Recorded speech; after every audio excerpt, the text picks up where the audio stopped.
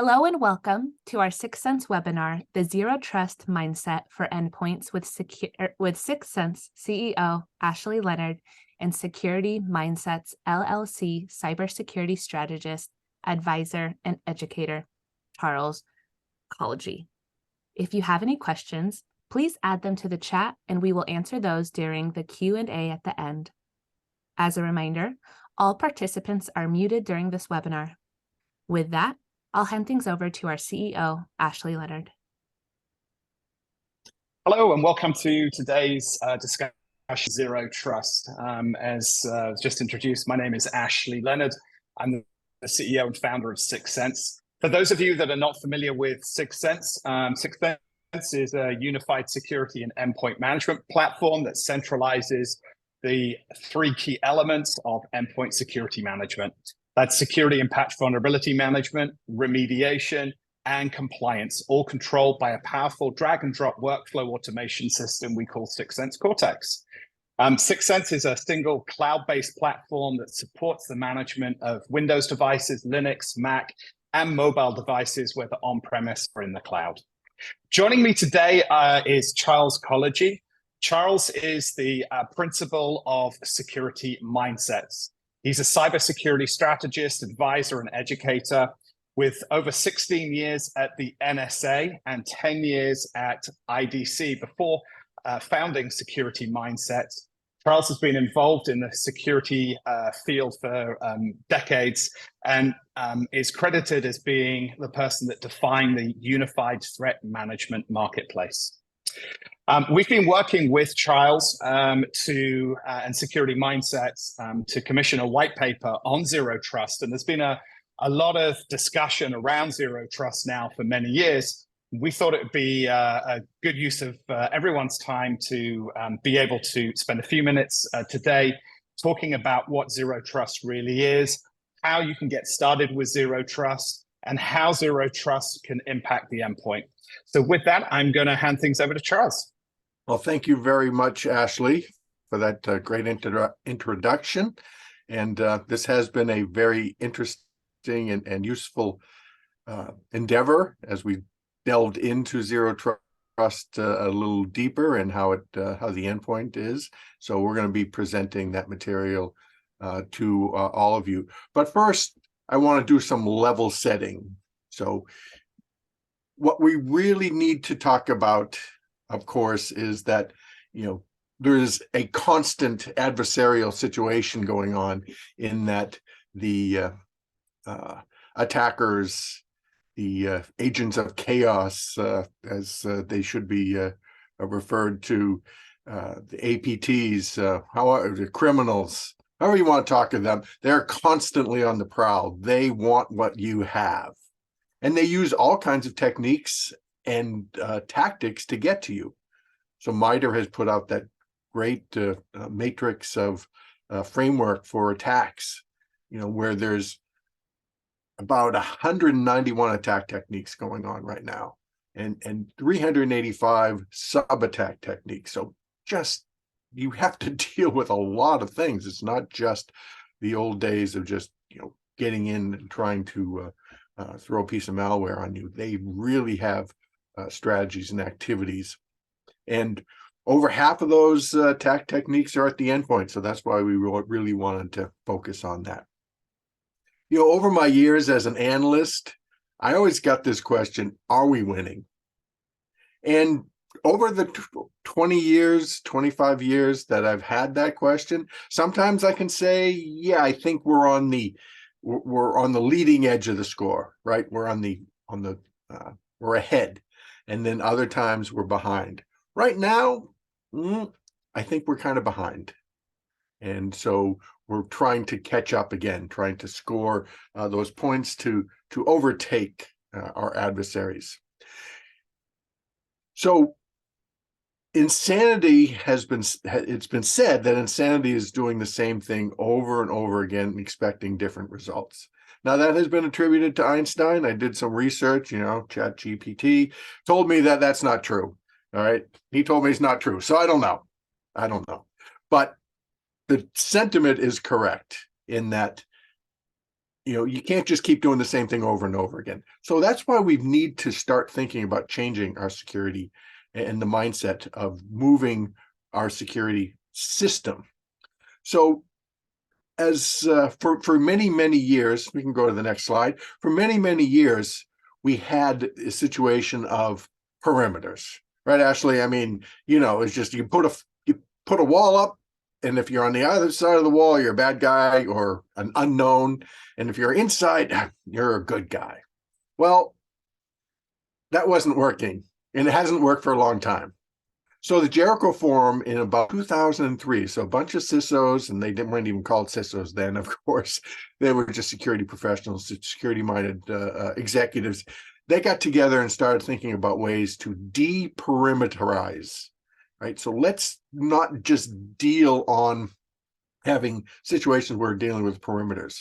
So that was their first effort. Technologically, we went to network access control, where you start looking at, when someone comes to the network, do you look at them, verify them, make sure they're compliant, make sure their endpoint is set. So, again, network access control, a lot of network situations, and but it really had an endpoint flair, and that's really what we're looking at when we talk about the zero trust in the endpoint.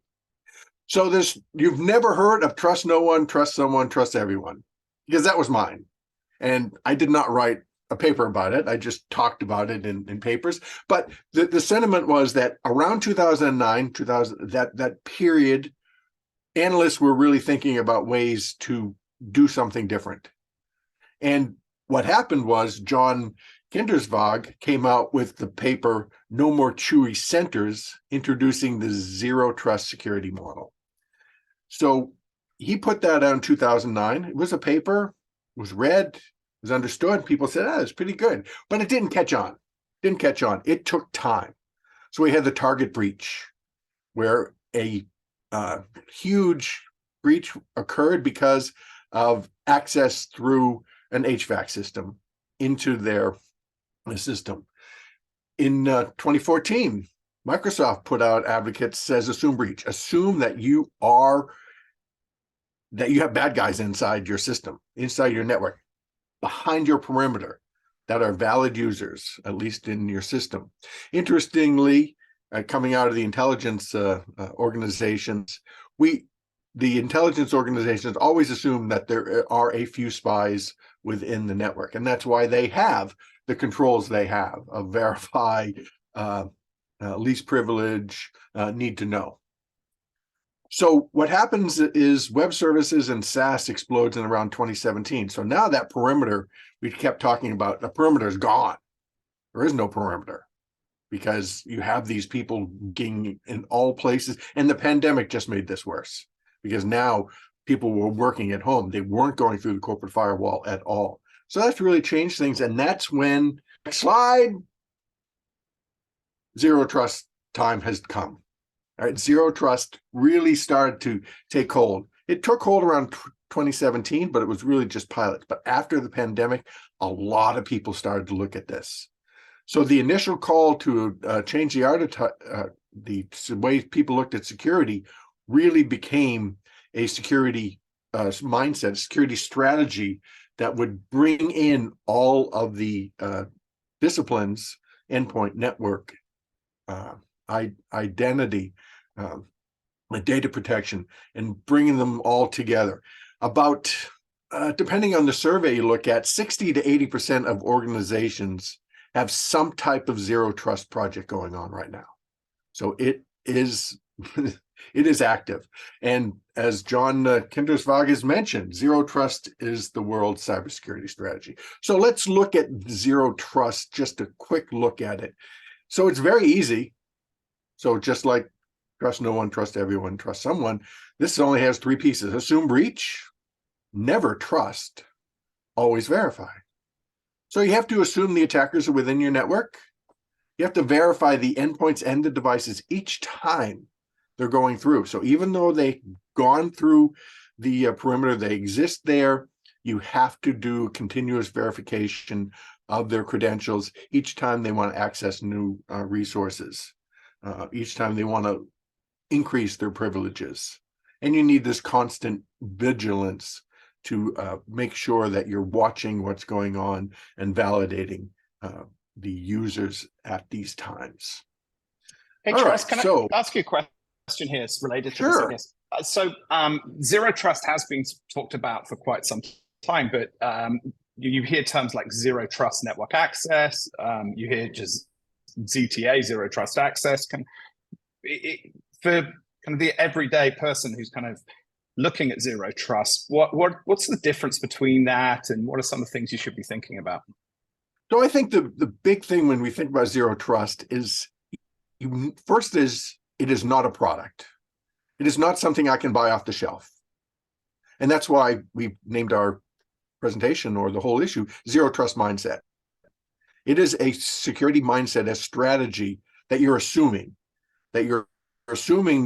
breach. You're assuming that I'm going to trust, that I'm going to watch. And so you have to build your protections around that mindset, that thought process. Now, I want to make it clear too, is that zero trust isn't a rip and replace activity. So sometimes we've had these security strategies where it was like, hey, if you buy all my stuff, you'll be fine. No, zero trust is to leverage what we already have. So I think it's really just this concept that we go forward thinking, all right, let's look at our security environment and deal with it in a way that is more acceptable and easier to use, and brings in all of our security solutions. Too many times security solutions have been too broad, or not even broad, they're too siloed. And I think that's why what Syxsense is doing is, you have that unified platform to bring in all that endpoint security solution activity and compliance and monitoring validation. So that's why we're here, and it really fits this discussion. Yeah, I think in the paper you describe it as zero trust as a journey, and I think that really resonated with me, that it is not something where you can just go out and buy a product, and see, we're a product vendor saying this, and you install it and you're done. It really is kind of a continuous iterative journey, and it's this mindset that everyone is not trusted until they can prove that they are. So right, yeah, and then even after they prove they are, you need to continuously validate. Correct? Absolutely. Yes, absolutely. All right, so let's go on to really, this kind of leads into how you would implement the zero trust mindset, the zero trust strategy. First, as you say, it's a journey. Let's create a map. Let's have a map to our journey. You need to look on the inside out. You need to architect what you're going to protect, as much as who you're protecting from. So that's why it's really a inside look at your situation. You take a holistic approach. As I mentioned, there's a lot of silos, so you have to bring in all of your security solutions, your concepts, even people and policy. Zero trust is a people, policy, technology solution. And you have to have your product consistent with zero trust. You have to make sure that your products support. You need to expand that visibility. You need to know what points are doing, what the devices are doing, who's accessing, how often, because that's the only way to be able to really track down people who are outside of that behavior, outside of what you need to do. And the last part of in the white paper, Charles, you talked a little bit about how you should do an inventory of the technologies that you currently have in your environment, because many of them might help you on that zero trust journey. Do you mind just commenting a little bit more about that? Well, the interesting thing is, there's so many devices and that don't have a person associated with them, for one thing. Devices, applications, you need to inventory all of that. You need to, so you know what's going on. But you also have to, when we talk about inventory, we have to make sure this brings in that compliance. Are they up to date? Have patches? Are they vulnerable to a solution? And then with that inventory can also help you look at who is connected to whom, or what systems reach which other systems. And that goes into that visibility aspect there. So the inventory is if you're going to be able to have to validate and verify every time a trusted system is being used, you need to know what they are. I guess that's the bottom line. But you also have to make sure that they're in compliance, that they are not or least less susceptible to being used by those adversaries. Is it also so- a good idea to, again, I think in the white paper you reference this concept, crown jewels, the kind of most critical resources, the most high value resources within a company that could be the target? Is that part of that kind of inventory process? Yeah, it is, as it comes down to, as we mentioned before, that having that holistic, having that idea of what you want to protect. You're inside out.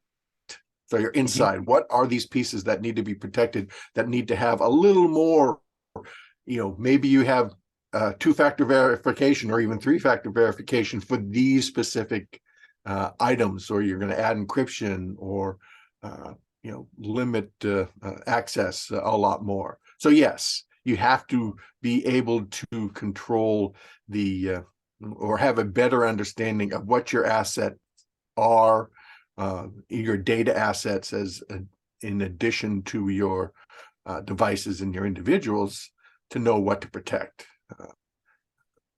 So Makes when sense. I teach my kids about certain things, I say, some things are more important than others, and this is one of those cases where some data is more important than others, especially if it's privileged information or client information, or your source code, as we're seeing people go with that. So things like that. Yeah. Awesome. Thank you. And to build on that, it's going to be very hard to do all of those things, to do those inventories, to understand what your crown jewels are, to be able to do all that compliance without automation and orchestration. So you don't have enough people to do that. You have to have machines or machine systems to help you get through that stuff quickly. So when you're doing zero trust, you're going to have to bring in automation and orchestration to make this work. So that's kind of how you go. But of course, it starts with that roadmap. It's a journey, so you need a roadmap. All right, I think the next area here is just a real talk about endpoint security and zero trust. Endpoint security is very important because it's the ultimate destination. It is what the attackers want, because a compromised endpoint allows you to have an appearance of authenticity. So it used to be, you get in, you get control of an endpoint. You're now an insider. So you can now move around, you can grab data, you can extract data, you can do all kinds of things at the endpoint. That's where the work is done. So that's where the attackers want to get to. So zero trust originally started as network control, but it really is an endpoint activity. And endpoints live anywhere, they go anywhere. So I think zero trust and endpoint security are made for each other in most realities. And because of that whole issue of you potentially are breached. And every attack in reality is an insider attack, because the attackers are getting inside to your network. All right, so the next area here I think is a very interesting component and is brought out in the paper. And so the CISA, the Cyber Security and Infrastructure Security Agency, has put out a paper, and I believe it's still in draft. I've not seen the original, but they talked about maturity levels for reaching zero trust. So zero trust has been very much accepted by the government in most cases.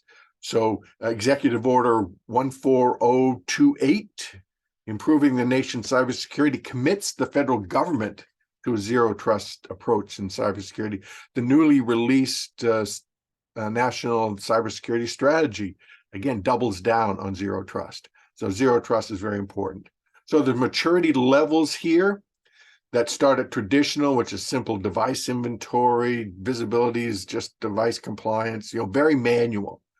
And then you have your advanced, where you do some more automation of vulnerability and patching, data access depends on device patch posture at first access. So it doesn't go all the way being able to revalidate each time it's done. And then the optimal maturity model is constant device security monitoring and validation posture. So that compliance aspect, right, Ashley, of being able to say, hey, this guy is still uncompliant because something might come on and then some change is done, or maybe it goes outside of a time frame or a location frame that is going to set off and say, yeah, this is not valid anymore. So you got continuous assessment, continuous remediation, new patches get released. You want to make sure that gets put in there immediately. One of the limitations that you see in many of the kind of legacy management security tools out there is that they typically use kind of polling. Polling is where maybe once an hour, endpoints will check into some central server or cloud and ask, is there anything we should be doing? Is there anything we should be looking for? But as we all know, an hour is a lifetime when there's a breach potentially going on in your environment. To your point here on this constant security monitoring and revalidation, Syxsense's approach is very different. We have real-time cloud connections to all our endpoints at scale, which allow us to have immediate access to those endpoints so that the endpoint's security posture can actually be evaluated in real time as a user is accessing or continuing to access one of those crown jewel assets. So the approach I think that Syxsense has taken is a little bit different than some of the other vendors that are out there. To Charles's point here on this kind of constant monitoring of the device. Yeah, that continuous assessment and remediation is so important in today's world because it's so quick, so fast.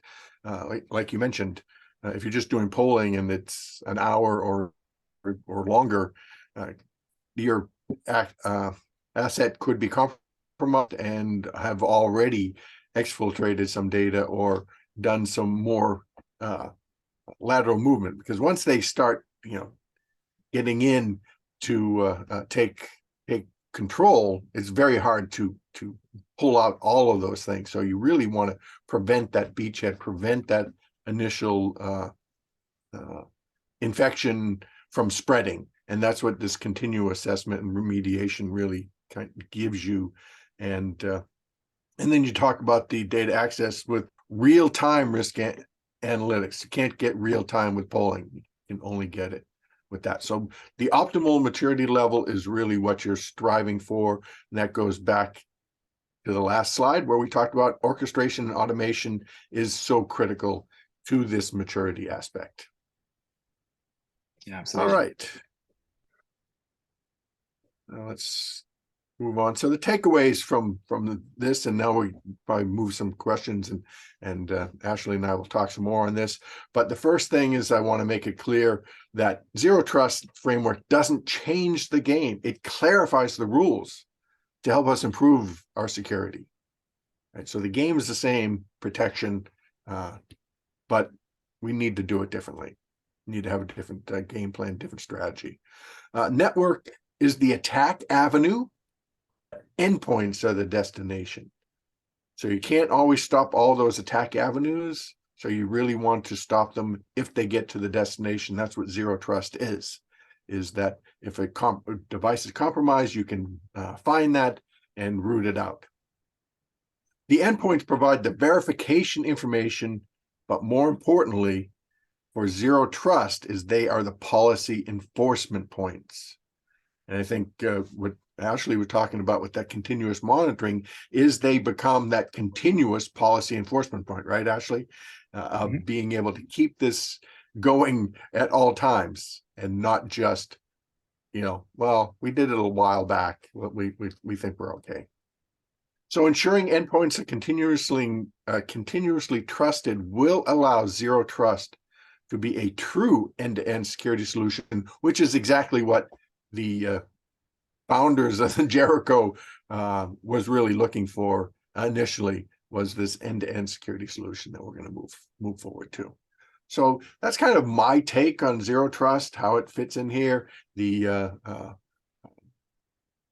Cliff Notes. Still use, anyone still use Cliff Notes, or is it just Wiki now for the white paper in that situation? Awesome, thanks, Charles. Let's move to the next slide. I want to talk just a little bit about how Syxsense has approached Zero Trust, and to, again, Charles's comments, it is very much a journey, and I'm sure that many of our people joining us today actually already have tools that will actually help you on that journey. And I think the Syxsense approach is that we can help you understand, first of all, what you have in your environment. So in our view, that journey starts with doing an inventory. And that inventory is an inventory of your assets. It's an inventory of your tools that you currently have today. And it's an inventory of your endpoints.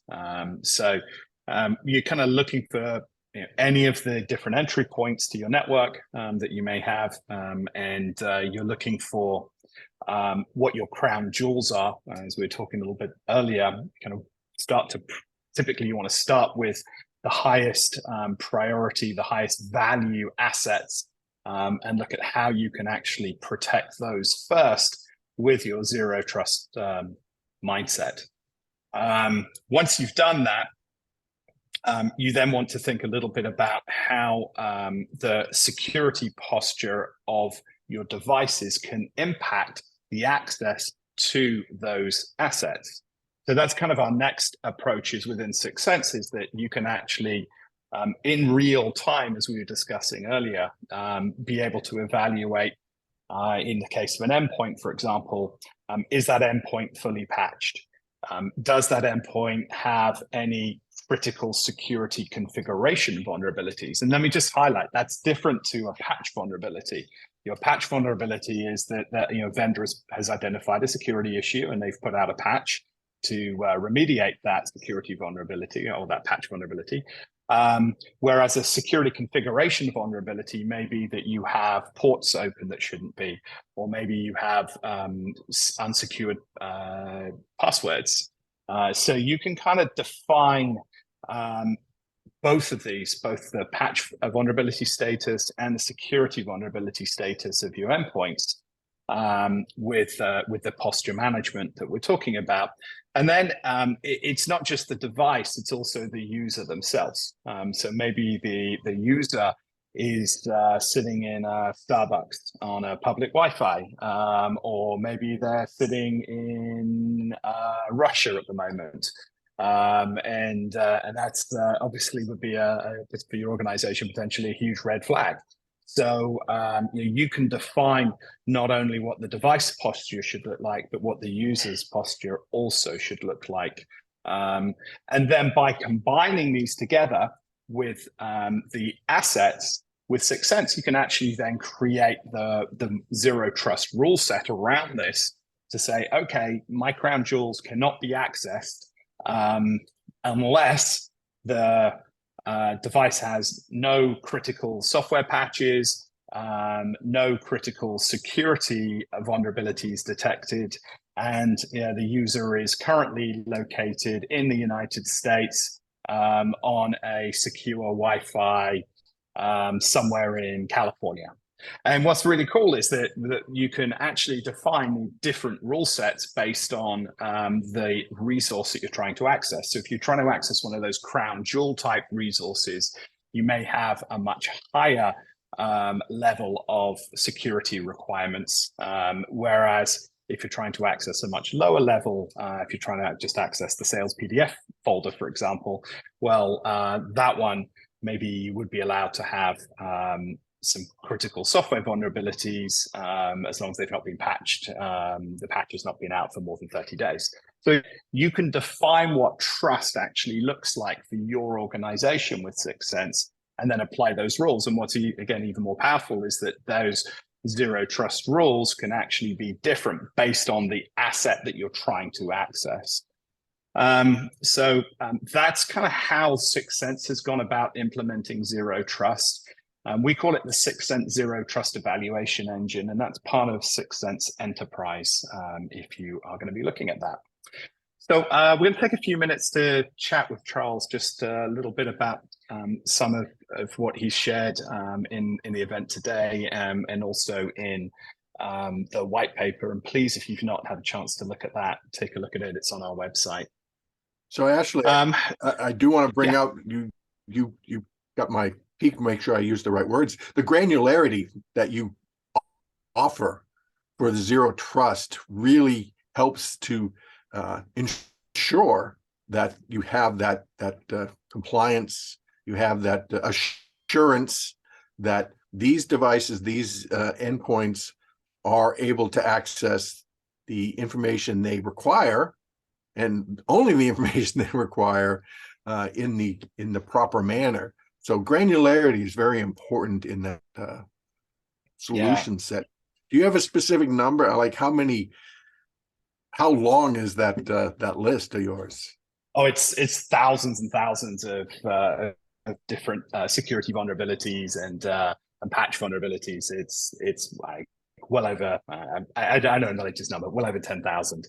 It's a very extensive list, and it's added to every single day. Our security team are constantly adding more and more capabilities into that. I think, Charles, as well, what also is pretty unique about the Syxsense solution is that we also have the ability to, yes, block access to those crown jewel assets, but then if it's a remediable, if you can remediate the vulnerability, of course, being that Syxsense is a unified security and endpoint management platform, we actually leverage our endpoint management capabilities to actually go and attempt to remediate the vulnerability, both patch and security vulnerabilities. And that security vulnerability piece is completely unique. At Syxsense, we've actually, our security research team have used our own technology to build workflows that actually go ahead and make the security remediations to close the vulnerability wherever possible. So we also have thousands of these security remediations where, again, if we identify a port that's open that shouldn't be, we're actually able to go ahead and close that port automatically. Therefore, then reevaluating the trust status of the device and the user. Okay, now passes because that port's closed, and now allow access through to that crown jewel asset. Well, that's great. That's, again, very dynamic. Yeah, and that's very important as we think about security. We don't want to stop business from doing their work. And again, polling situation might take time, but so instead, what happens is they say, well, this person, I need to access this material, so we're going to override. Where instead, with Syxsense, you can kind of get to the point because you have that automation and that orchestration. You're able to go in and say, okay, let's remediate this right now to get that worker access to what they need. And we're going to have a high level of trust that that is the person who we expect, and that the device or machine is meets the compliance requirements. So very important as you move forward in this area of enabling that business situation, even if the initial request is out of compliance, right? No, absolutely. Charles, as I kind of walked around Black Hat and RSA, I always saw a lot of people talking about Zero Trust, but it was always very confusing, I felt, to understand how you get started with Zero Trust. And do you have any resources or any comments about kind of that best way to kind of get started on your Zero Trust journey? So I, given my government days and some of my analyst days, but I do think, the NIST has put out a number of documents. NSA has a kind of a roadmap sort of paper to get you started going forward. But there's a few things. The first thing is you have to pretty much agree with the mindset. And that's why I was saying it's a mindset. You have to agree that, yes, there are probably attackers within my network right now, and I can't give them access to my whole environment. So what we don't talk about here, and in much detail, is that your network is segmented, and this is where the verifications come in, because you're reaching different aspects. So you mentioned that person in California, they're trying to access something in Austin, a resource in Austin, they might be in separate networks, so they're going to have to be verified as they move forward. So that's where it's important to get that inventory, that initial inventory. So I think the roadmap, well, we'll go back even further. The determination that we will do zero trust because we think it is a better solution than some of these others, and it is going to be a holistic defense. You can bring in network, identity, endpoint, data protection, compliance, and so you're going to bring that in there together, and then you're going to do that inventory. You have to really start looking at the roadmap. You can't just jump into this. You want to start, okay, what's our device situation? How much cloud? How much access? Do we have a lot of remote workers? Because that's going to help you determine which way you're going to go with your solution, right? And so you need to have a good feel for that.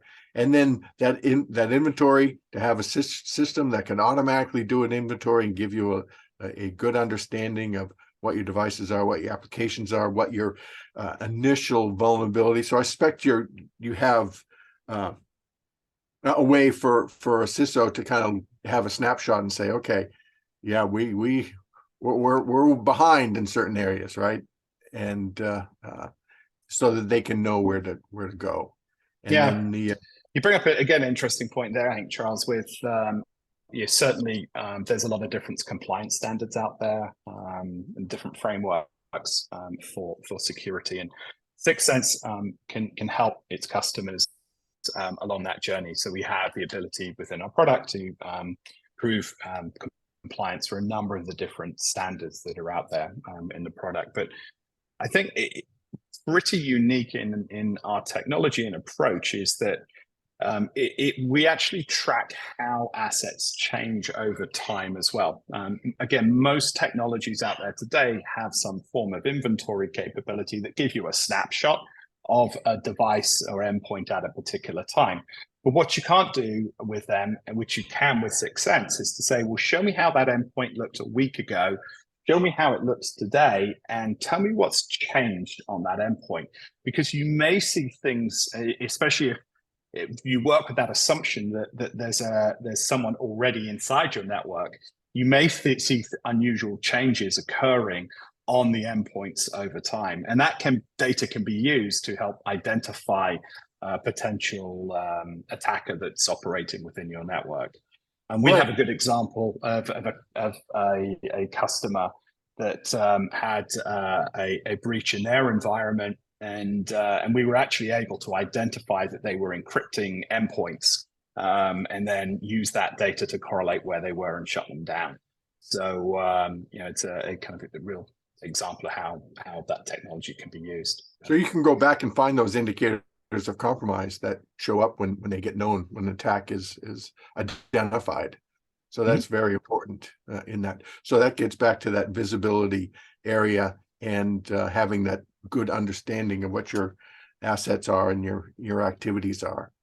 So key components of this getting started is having that framework of what our devices are, what our policies are, and where we need to go for following up with our other solutions.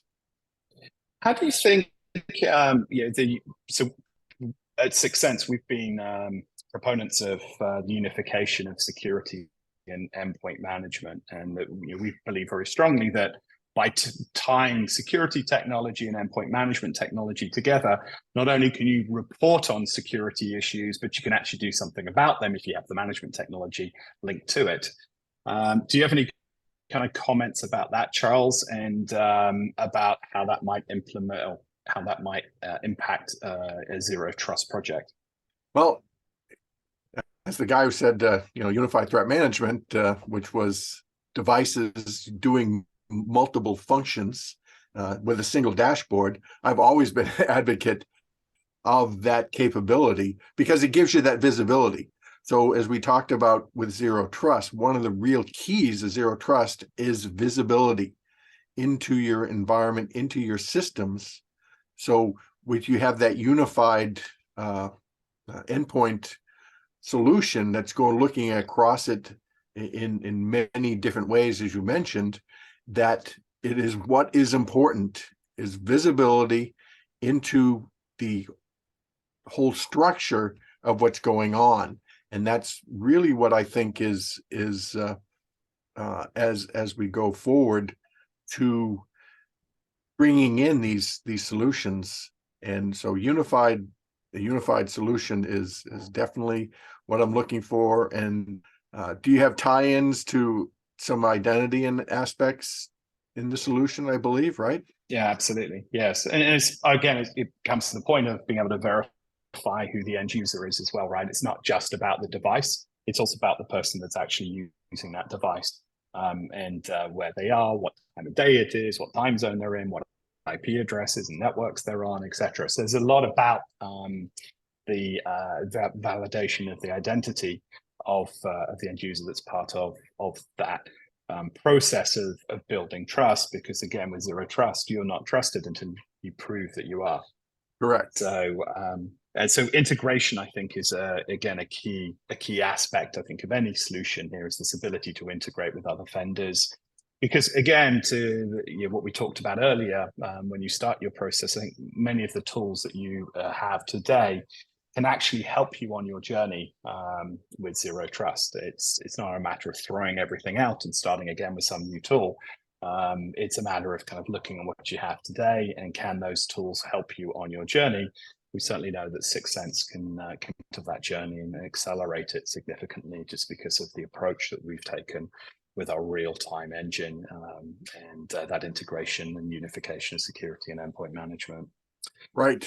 That's really key in that area. And it's interesting you kind of talk about unification of the endpoint management, security and stuff. So when I'm teaching my students, I talk to them about security is about safety, or as much as it is about defenses and so when you bring in that unified endpoint management, I think you're creating that level of safety as much as you are a level of security.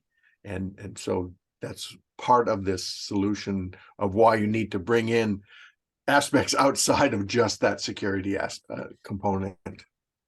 Absolutely.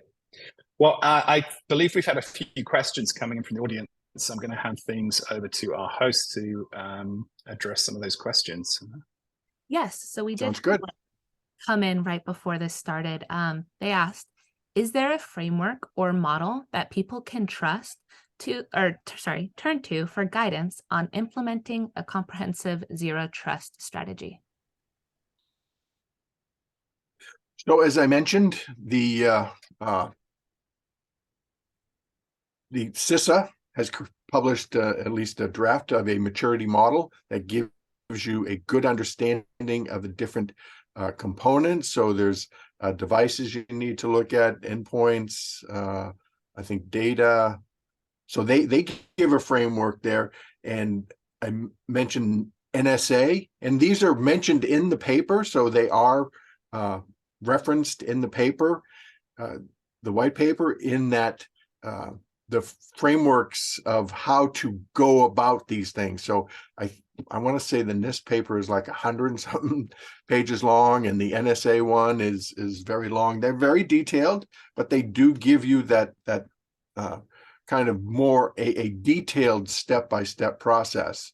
But as we mentioned, the first one is, I'm going to do this. I'm going to change my mindset from perimeters and trust, and having a Chewy Center as it was done 10 years ago. And so that's where they're going. So again, with the executive order that's committed the U.S. government to a zero trust approach, that's why you're seeing NIST and NSA putting out some pretty detailed documents on where to go forward. And I will just give a plug to for Forrester, who are the people that Gindersvag were working for, and they have a number of documents available for your access to. Awesome. Thank you. And then we have another one for a follow-up. And I guess I should jump in and say, you should start with Syxsense's white paper that I wrote, because that will give you those first ideas and inklings. That will definitely help. So for our second question, they said, how can you tell if your zero trust strategy is actually working? So it's always an issue with security. If nothing happens, then I must be doing well, right? I think the issue here is it's working well when your employees are able to access the material they want, when your dashboards, when your situations are not giving you alerts and warnings in constant areas, that you get the green access in that. So zero trust is nice in that, because of the need for visibility and constant monitoring, you're able to take a look at at your activities going on. And I wasn't going to say a snapshot, but with Syxsense, you can see that in real time. Where are we with our compliance? Where are we with our patching? Where are we with controlling access to our data and in real time? So that's some of those aspects that you can look at. Ashley, you want to add on that? I think you nailed it there, Charles. Completely agree with you. That ability to have real-time view of what's going on in your endpoints is I think, very different from many of the other solutions that are out there. Yeah. Thank you. And then lastly, we have, how do zero trust policies differ from other endpoint protections? Well, the quick answer is that, and as Ashley kind of mentioned, they only do a polling, right? So in zero trust, you want that continuous. You have to check it each time. So as I mentioned, when we talked about the maturity models, that early maturity model is you're only doing it once. So you're only getting that information on that endpoint the first time and saying, okay, now you can come in. But with zero trust, you're supposed to be continuously doing that. So each time that endpoint or that user is accessing another device or reaching out to some data set or some application somewhere in the cloud, you have to revalidate that, yeah, this device is good. This person is where they're supposed to be at the time they're supposed to be. So you can, limit things based on behavior or other least privileged access. So that's really where the difference between zero trust and others is, that, and as Ashley kind of pointed out, it's that continuous. Zero trust has to be a continuous visibility and approval situation. You can't just put somebody and say, okay, we let them in and we're just going to let them go for the next 6 hours, because that's just not acceptable in today's world anymore. Just to add on to what you were saying there, Charles, in the case of Syxsense, if let's say that you're connected to, I don't know, the accounting system, and the accounting system is defined as being one of those crown jewel assets, and it happens to be Patch Tuesday, and Microsoft now releases a set of new patches, and one of your rules is that your endpoint can't have any critical security vulnerabilities, software vulnerabilities, in order to access the accounting system. Well, Syxsense would actually reevaluate that trust position of the endpoint, see that it now no longer meets the requirement. And even though you're connected to the accounting system, it'd cut it off because you now no longer meet the requirements because there are new patches out. So again, it is constantly reevaluating the trust status of the endpoint. It's again, pretty powerful approach we've taken there, we believe, at Syxsense. Yeah. Awesome. Well, Charles, thank you for joining us today. I really appreciate you making your time. If any of our attendees have not had a chance to see the white paper that Charles wrote, it's available on the Syxsense website. So please go to syxsense.com and search for our Zero Trust Mindset white paper. And finally, I just wanted to mention as well that if you're interested in learning more about the Syxsense Zero Trust solution, it is part of our Syxsense Enterprise tier of product. And you can set up a demo or a trial of Syxsense Enterprise by scanning the the QR code that you see on screen right now, or by contacting Syxsense. So again, thank you, Charles, for your time today, and thank you, everyone, for attending. Well, thank you, Ashley. It's been an enjoyable time. I hope we can do it again sometime in the future. Thanks.